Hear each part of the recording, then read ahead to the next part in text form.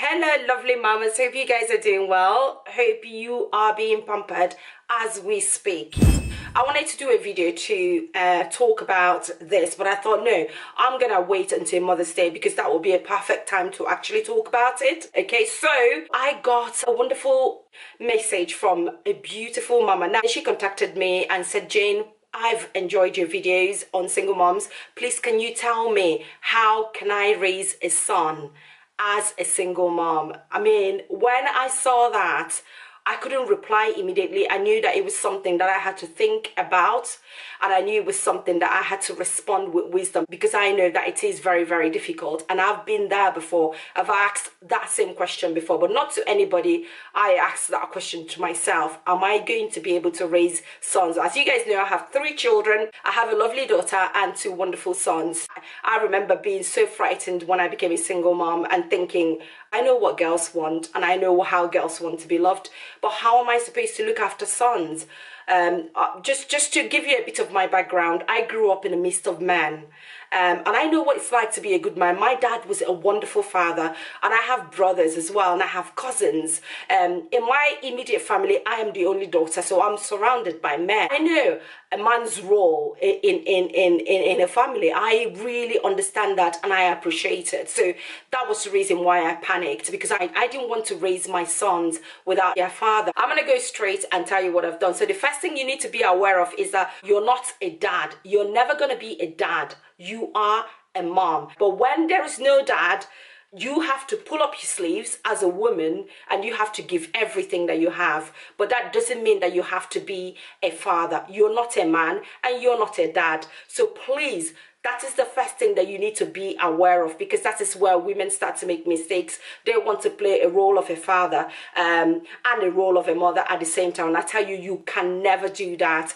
I have tried it and I failed. And I failed so badly that one day I was being prayed for and the woman saw in the spirit that I was trying to be a man. And he said, stop. God said for you to stop being a man. You're not a man. I've created you a woman. Be a mom to your children. You cannot be a father. This is somebody who's never met me before but was praying for me, and that came out.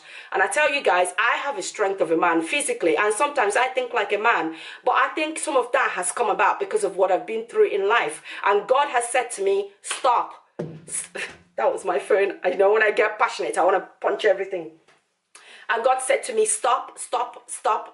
You're a mom, be a mom. So since then, I sort of like pull back to the right gear and start being a mom, a loving mom towards my children, and really let the womanly love, the motherly love, the nurturing and supportive come out instead of me being, I'm the provider, I'm strong. Yes, I'm strong, but I don't need to really outrightly pronounce it. I need to be soft and gentle and loving and kind. Don't wear being a daddy. You're not a daddy, you're a mom. And I can tell you this, a mother's love is stronger than anything on earth except for God's love.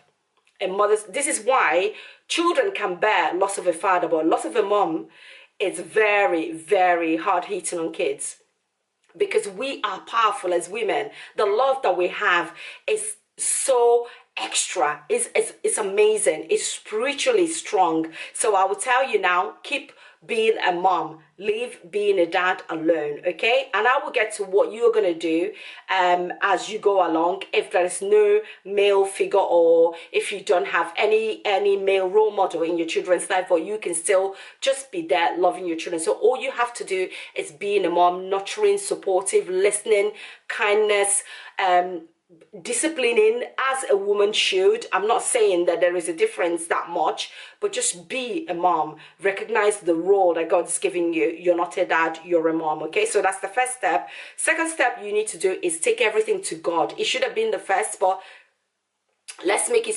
second, because now you have the right frame of mind. I will pray over my sons and my daughter, and I will pray over my first son a lot, because and I will tell you that when I come to the cultural aspect of things. But take your children to God. I would see, the way I talk to God is the way I talk to my earthly father. I used to really manipulate my dad and he will fall for it. Do you know, I have the same attitude with God. I'll say, Father, Lord, look at me. Everyone has a husband. I don't have a husband. Who's going to do that for my children? I say, Father, help me. Help me. You're the father of this family. My children know that the head of our family is God.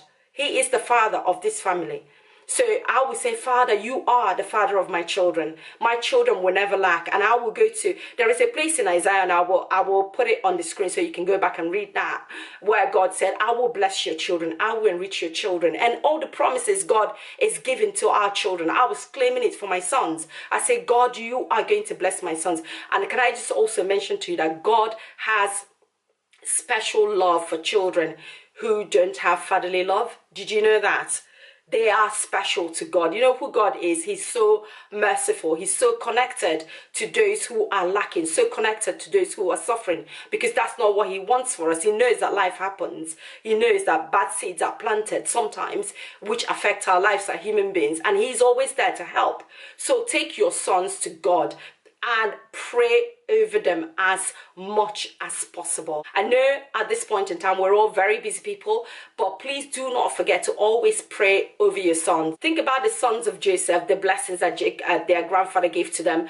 Say that same blessing over your children. Pray over them and cover them in the blood of Jesus. Whatever that you want your sons to achieve, pray that to God, because God is listening. This happened to me. I will keep this to myself, but I know the prayers that I've said to God about my son. I tell you now that the fact that I am keeping this family together and my family is so peaceful and loving, it's because I've put God at the center of it all. So I'm aware that different people are watching my channel, and therefore there might be other religion, or there might be people who don't believe in God. If you don't believe in God, then this will not apply to you. I don't know how to help you in this aspect, but I would say that it doesn't matter if you believe in God or not. God loves you anyway. Just have a right frame of mind, and that blessing will reach your sons as well. The next thing will be to think about the value, the core value of your house.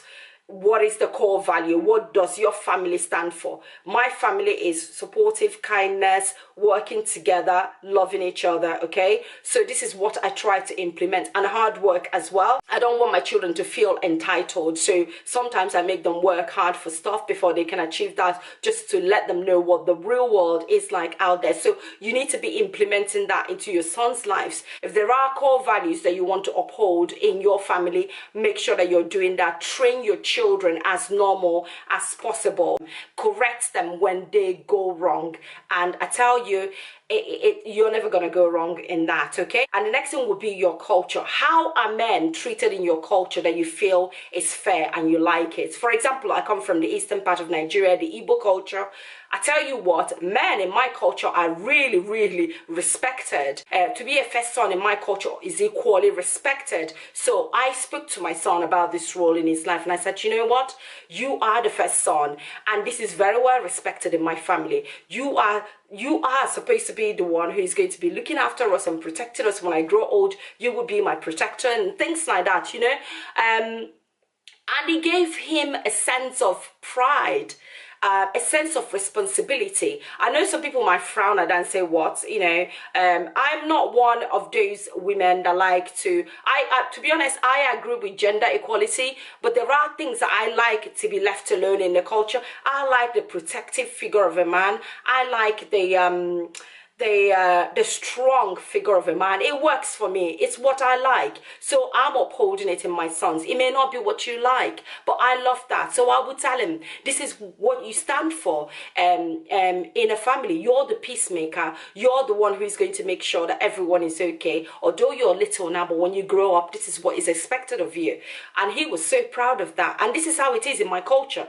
Okay. So my youngest son, who is the baby of the family, again, has a special place. The last born in my family is loved and has a special inheritance from the mother's side. So there is something about that. So I would tell him as well. And I said, you know, although you're the baby of the family, look at how special you are in my culture. So I would tell them, just pick out your culture that is nice and special, and tell them about it.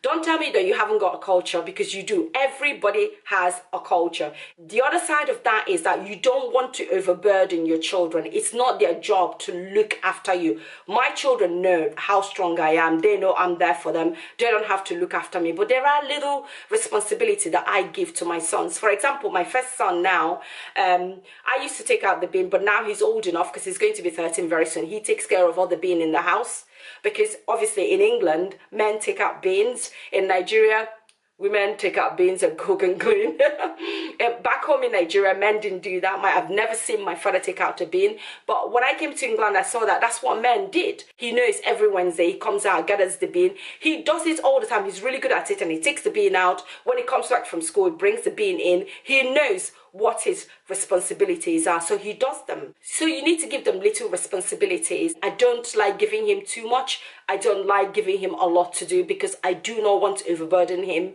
He is a child and he has to be a child. So bear that in mind. So the next thing is supporting your sons emotionally. Sometimes your sons may come back from school and things are a bit tough. They will cry. And one of my sons used to be really frightened. I couldn't understand that. And he would cry over everything a few years ago.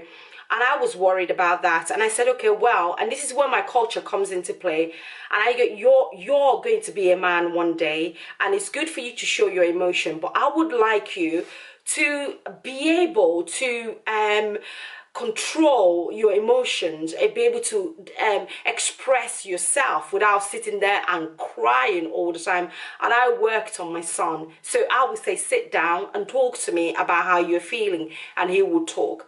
And I would say to him, you do know there are other ways to express how you feel, especially when it's something that I know that, you know, why are you crying now? Like I said, guys, you may not really agree with me on this, but I would like to hear from you. But I stopped him from crying a lot. So I would say, you know, you're a boy. You're going to be a man one day. This incident is not something that should make you cry like this. You know, you need to express yourself. If you're not happy with someone, be assertive enough to say to them, I'm not happy about what you've done. You should not do it again.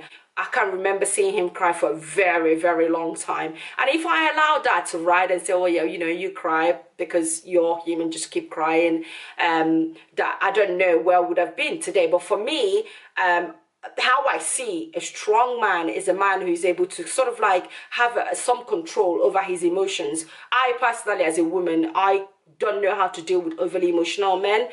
They really do annoy me. So I have raised my son to be able to manage his emotions well. One of the things I did was to get him a journal, and I say, express yourself, write them all down, we'll talk about it. He will come to my bedroom and we'll sit down and we'll talk. And I say, you talk to me about this, and he will talk to me, and I will suggest, listen to this, I will suggest, because I want to give him his respect as a boy who's going to grow and become a man. I don't want to be an overbearing mom. I know that I have a strong personality. So I'll say, may I suggest this? So I start to respect him as a man. Now, guys, this came from my culture.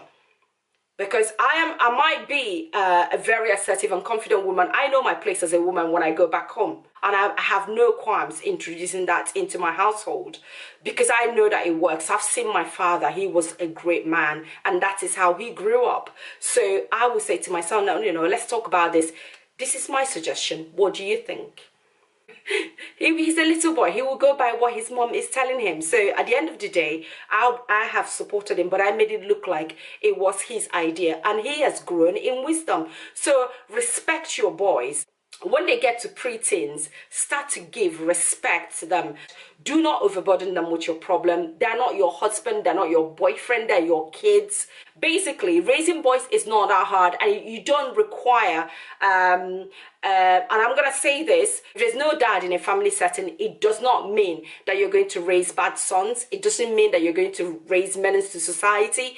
What it means is that there is a lack there. You can raise perfectly normal, hardworking, wonderful boys on your own as a woman by just being a loving, kind, supportive, everything that you can be as a mother to your children, and most importantly, upholding your children towards God. Nothing can beat a mother's love. And I'm telling you this, nothing, not even lack of fatherhood can beat that. If you love your children and support them and build their confidence in themselves, they will do very well in life. You do not need to have that a special father role. It's when women fall apart and there is no dad, that's when the families start to fall apart. Make sure that you reach out for support. If you need help, reach out to your communities, reach out to your friends and families, reach out to your church for support so they can support you, because you need to be that mom that they look up to. So if you train your children and show them best way to behave and love them all the time and love them and support them and build their confidence, God will help you. They will do really, really well in life, and they're not going to turn out to be bad boys or those things that they write on the internet about single parent boys. You can raise perfectly wonderful sons that will go ahead to do well in life. Have a wonderful Mother's Day and really, really go out there and enjoy yourselves. I hope this video has been useful to you, and if it has, please make sure you give me a thumbs up, subscribe to my channel if you haven't done that, and make sure that you are sharing my videos. I shall see you guys again very, very soon. Take care and God bless you. Bye bye.